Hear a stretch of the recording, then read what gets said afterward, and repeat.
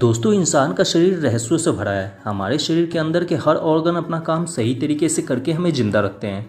हमारे शरीर के अंदर का ही एक सबसे इम्पॉर्टेंट ऑर्गन है हमारा किडनी, जो अपना काम सही तरीके से करके हमें जिंदा रखता है। आज की इस वीडियो में हम एक अच्छे 3D एनिमेशन की मदद से किडनी के बारे में जानेंगे कि हमारा किडनी कैसे काम करता है और हमारे शरीर में किडनी का क्या काम है। नमस्कार दोस्तों, स्वागत है आपका द साइंस न्यूज़ में। तो आइए जानते हैं इसके बारे में।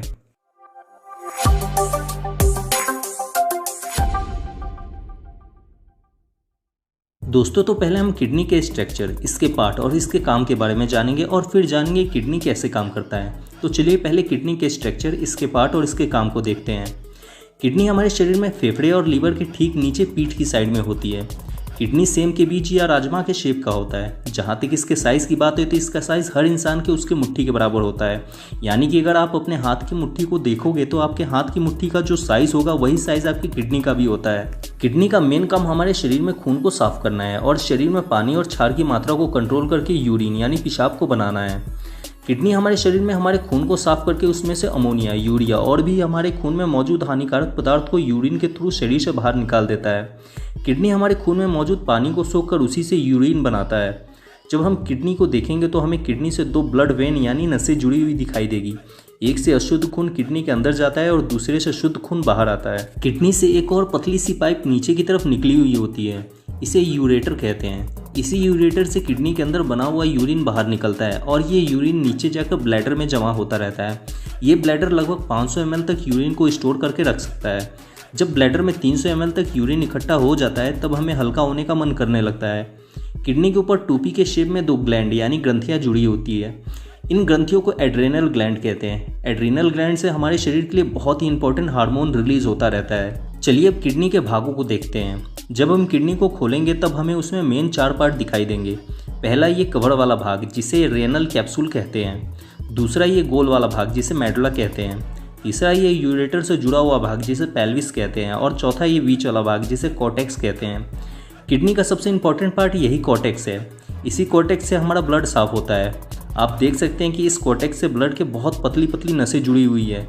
तो आइए अब देखते हैं कि हमारा किडनी कैसे हमारे ब्लड को साफ करता है। जैसे हमारे शरीर के अंदर के बाकी ऑर्गन अपने अलग अलग कोशिकाओं यानी सेल से मिलकर बने होते हैं। जैसे लीवर सेल से मिलकर बना होता है, ब्रेन सेल से मिलकर बने होते हैं जिन्हें न्यूरॉन्स भी कहते हैं। उसी तरह से हमारी किडनी भी अपनी एक अलग सेल से मिलकर बनी होती है जिसे नेफ्रॉन कहते हैं और यही नेफ्रॉन हमारे ब्लड को साफ करते हैं। हमारी किडनी में ये जो कॉर्टेक्स है उसी में नेफ्रॉन पाए जाते हैं, यानी कॉर्टेक्स नेफ्रॉन से मिलकर बने होते हैं। जब हम कॉर्टेक्स को जूम करके देखेंगे तब हमें नेफ्रॉन का स्ट्रक्चर दिखाई देगा। नेफ्रॉन का स्ट्रक्चर कुछ इस तरह का होता है। इसके सबसे फ्रंट में बॉल के शेप का एक स्ट्रक्चर होता है, इसे वुमेन कैप्सूल कहते हैं, जिसके अंदर कुछ ब्लड वेसल्स गई रहती हैं जो अंदर जाकर एक गुच्छे का रूप ले लेती है जिसे ग्लैमेरुलस कहते हैं। यहीं पर ब्लड को साफ किया जाता है। अब होता यह है कि इन बाहर की ब्लड कैपिलरी से ब्लड इन वुमेन कैप्सूल में एंटर करता है। अब वुमेन कैप्सूल के अंदर इस गुच्छे के शेप के ग्लोमेरुलस से फिल्टर होकर खून की अशुद्धियाँ बाहर निकल जाती है और फिर ये वुमेन कैप्सूल इन अशुद्धियों को सोखकर आगे ट्यूब में भेज देता है। आगे इन टेढ़ी मेढ़ी ट्यूब से वही सारी ब्लड कैपिलरियाँ लिपटी होती है जो वुमेन कैप्सूल के अंदर गई होती है। ये ब्लड कैपिलरी इन ट्यूब से इसलिए लिपटी होती है क्योंकि जब ग्लैमेरुलस से ब्लड फिल्टर होता है तब ब्लड में अशुद्धियों के साथ साथ कुछ विटामिन, मिनरल और न्यूट्रिएंट भी फिल्टर होकर निकल जाते हैं। लेकिन आगे जाकर ये ट्यूब इन विटामिन, मिनरल और न्यूट्रिएंट्स को सोखकर वापस ब्लड कैपिलरी को दे देते हैं, जिससे ये न्यूट्रिएंट्स वापस ब्लड को मिल जाता है। वुमेन कैप्सूल से जुड़े ये ट्यूब आगे जाकर एक कनेक्टिंग डक्ट से जुड़ जाती है। इसी कनेक्टिंग डक्ट से और भी बहुत सारे नेफ्रॉन जुड़े होते हैं। अब ये कनेक्टिंग डक्ट सभी नेफ्रॉन से ब्लड की अशुद्धियों को लेकर आगे पेल्विस को छोड़ देता है, जहां ये अशुद्धियाँ ब्लैडर से होते हुए यूरेटर में जमा हो जाती है और फिर आगे हमारे शरीर से बाहर निकल जाती है। उम्मीद है कि आप ये अच्छी तरह से समझ चुके होंगे कि हमारा किडनी कैसे काम करता है। अगर आपको अभी भी इसमें कुछ समझ में नहीं आया है तो आप मुझसे इंस्टाग्राम पर जुड़कर अपना कोई भी सवाल पर्सनली पूछ सकते हैं। हमारे इंस्टाग्राम चैनल को फॉलो करने के लिए नीचे डिस्क्रिप्शन में लिंक दिया गया है। दोस्तों, आज हमारा साइंस इतना डेवलप हो चुका है कि इसकी मदद से आज दुनिया में हर दिन कुछ ना कुछ नई नई खोज और आविष्कार होते रहते हैं।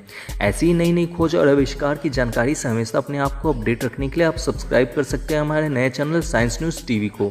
इसका लिंक मैंने डिस्क्रिप्शन में दे रखा है, आप उस पर जाकर इसे सब्सक्राइब कर सकते हैं। वीडियो अच्छा लगा हो तो इसे लाइक कर दें और इस वीडियो से रिलेटेड आपके मन में कोई भी सवाल है तो आप मुझसे कमेंट में पूछ सकते हैं। और ऐसे ही साइंस और टेक्नोलॉजी की नॉलेज से हमेशा अपडेट रहने के लिए सब्सक्राइब करें द साइंस न्यूज़ को।